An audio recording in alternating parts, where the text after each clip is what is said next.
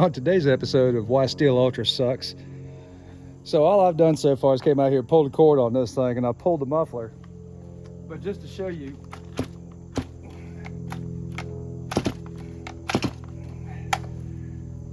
she's a little tight. Okay, let's do a quick tear down and see if my suspicions are correct.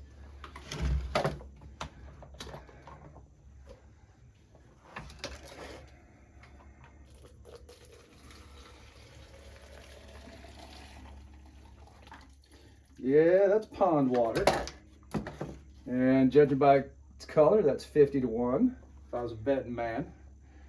So let's dig into this. I'll try and break this thing down as fast as I can so this doesn't turn in. You feel free to fast forward, or I'll come up with something witty and snappy to talk about while we tear this rascal apart.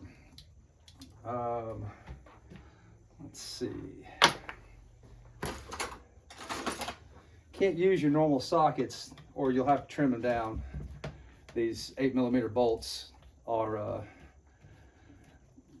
recessed just enough where unless you do some trimming of your socket, deep well socket, it's not going to fit in there. But this handy dandy steel tool, not a stool tool, but that's entirely possible what we might need here. This thing's tight as Dick's hat band. My guess is there's probably a bearing failure for it to be that tight. But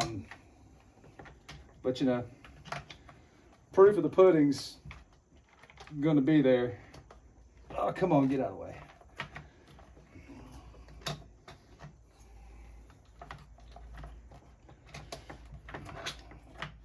We probably could have fast forwarded through this. But, you know, it's always nice to do this in real time to see if, you know, I'm nuts or this is typical. I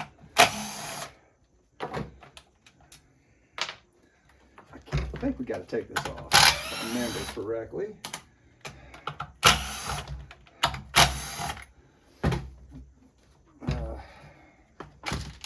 We talk about current events, I guess.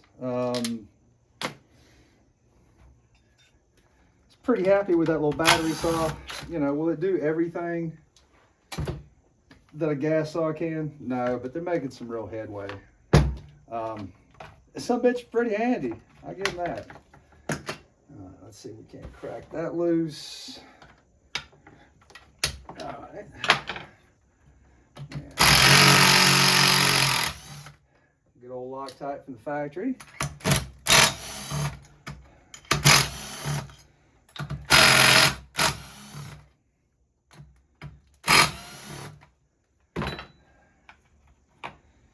Alrighty, let's get this loosened up so we can slide, get in there. That wasn't too bad for a tear down. Let's see if I can get just a little bit more out before I let go of it. There we go. And let's see. Again, this real-time teardown. See, look, got all this nice, shiny oil on the intake side. Got nice film strength at the top end. And wait for it, wait for it. Ta-da! There it is. There's your castor-based oil that doesn't burn worth shit. Let's see, I knocked a few crumbs down into the crankcase. Let's see if we can get something. Ooh, that's tight.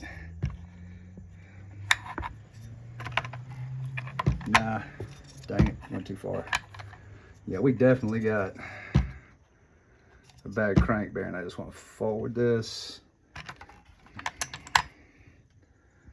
And that's pretty dry.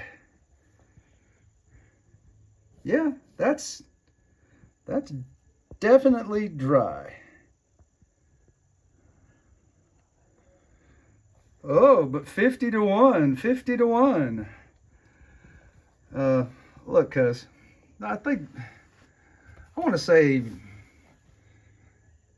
RPMs on this unit should be somewhere around high 13s for an RPM limit. And in the cut, you know, these are racy saws. They're lemming saws. You got 325 chain on it. And these bearings are tighter than Dick's hat band in there. So let's see if we can't get a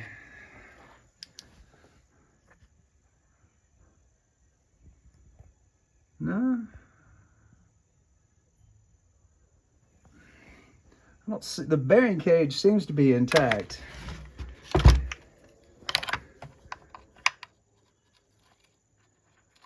We're gonna have to split the case, find out what the true problem is. And look, nothing in there. No matter how I get the light on it, there's no significant, oh, there's one little drop, but that just probably dripped off of here. Because I want to tell you, you know, for those of you who just pull the muffler off and look, I mean, there's a fair amount of oil on this piston. You can see the glimmer and shine. Look at that. All right. I'm just calling balls and strikes here, folks. The oil filter was not, the air filter was not bad at all. Looks like this got cleaned out before it came to me. That's awful clean. But here's another 261 on Ultra. Told you so. All right, one last little tidbit. I'll shamelessly say, throw a like and a comment down there. I know we can stir up some stuff with this. I did neglect to show you the cylinder. There's no damage in it. Hold still. This is super hard to balance. All right, where's some light at? You know, it's dry cakey. It's not horrible, but the bore's fine. Again, 50 to 1 is great for upper cylinder lubricant. Truly great oil shine at 50 to 1. This is not one of them. 40 to 1 is even better with a great oil. 32 to 1. And for those of you who really, you know, want to get picky about it, I've mentioned this a few times that, here, let me put you up here so I can talk to you.